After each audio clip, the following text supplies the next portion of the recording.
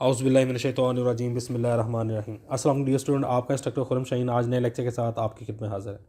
Dear student, आज के lecture के अंदर हम लोग HTML के अंदर हेड टैग के बारे में डिस्कस करेंगे कि हेड टैग क्या होता है, ये कैसे काम करता है।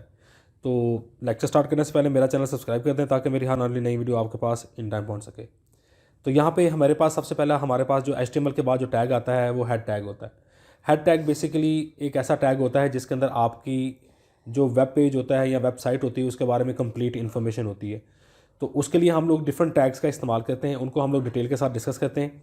सबसे पहले हम लोग मेटा टैग लगाते हैं। मेटा टैग के अंदर हम लोग क्या करते हैं, अपना जो करैक्टर सेट होता है उसे यहाँ पे डिफाइन करते हैं। अगर आप लोग इंग्लिश या सिंपल करैक्टर्स यूज़ कर रहे हैं तो आप लोग UTF-8 लिखेंगे। अगर आप लोग किसी और सिंबल के टैग यूज़ करना चाहते हैं या एडवांस लेवल पे चलना चाहते हैं तो UTF-16 का इस्तेमाल करेंगे। इसी तरह यहाँ पे मेरे पास अगर आप लोग अपने ब्राउज़र के बारे में या किसी के ब्राउज़र को कंपैटिबल करना हो तो उसके बारे में इंफॉर्मेशन देनी हो तो आप लोग यहाँ पे HTTP/EQ का टैग यूज़ करेंगे और कंटेंट के अंदर उस ब्राउज़र का नाम लिखेंगे।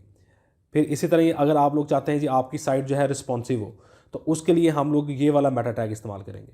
आपने मेटा लिखना है, व्यू रिपोर्ट लगानी है, फिर कंटेंट के अंदर आपने अपनी डिवाइस की विड्थ और इनिशियल स्केल 1.0 कर देना है। तो इसके लिए आपकी जो साइट है ये क्या हो जाएगी, रिस्पॉन्सिव हो जाएगी।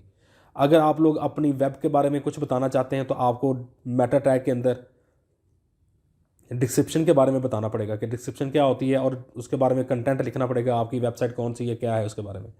फिर अगर आप लोग अपनी वेबसाइट के बारे में कोई टैग्स वगैरह या कीवर्ड्स के बारे में इंफॉर्मेशन देना चाहते हैं तो आप लोग यहाँ पे लिख सकते हैं। जैसे कि मैंने यहाँ पे नेम के बाद कीवर्ड लिखा हुआ है तो कीवर्ड के अंदर आप लोग यहाँ पे जाके लिख सकते हैं। जैसा यहाँ पे HTML है, CSS है, जावास्क्रिप्ट है, तो इसको आप लोग डिस्कस कर सकते हैं। यहाँ पे लिख सकते हैं अगर आप जो भी कीवर्ड डालना चाहते हैं अपनी मर्ज़ी के तो आप लोग कॉमे के बाद ऐड कर सकते हैं।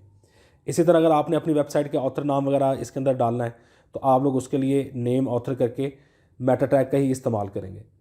अगर आप लोग अपनी जो वेबसाइट है उसका जो टाइटल है, जो स्टार्टिंग के अंदर जब आप ब्राउज़र के अंदर ओपन करते हैं तो वो चेंज करना चाहते हैं तो उसको हम लोग टाइटल टैग के अंदर मेंशन करते हैं।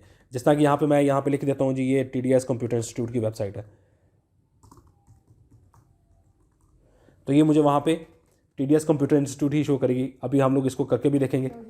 तो यहाँ पे क्या है, मेरे पास ये लिंक टैग है। लिंक टैग को हम लोग इसलिए यूज़ करते हैं कि अगर आपने कोई एक्सटर्नल CSS बनाई है तो उसको आप लोग अपनी इस वेब पेज के अंदर यूज़ करना चाहते हैं तो आप लोग यहाँ पे href के बाद उसका एड्रेस देंगे और यहाँ पे आप लोग अपनी एक्सटर्नल CSS का इस्तेमाल कर सकते हैं इस जगह पे। उसके बाद नीचे आपके पास स्क्रिप्ट का टैग है। स्क्रिप्ट के टैग के अंदर हम लोग क्या करते हैं कि अपनी जितनी भी जावास्क्रिप्ट की जो फाइल्स होती हैं, जावास्क्रिप्ट जो आप लोग लगा रहे हैं उसका कोई भी सोर्स लगाना चाहते हैं तो आप लोग ये सोर्स टैग के बाद, सोर्स के कीवर्ड के बाद अपना यहाँ पे एड्रेस दे सकते हैं।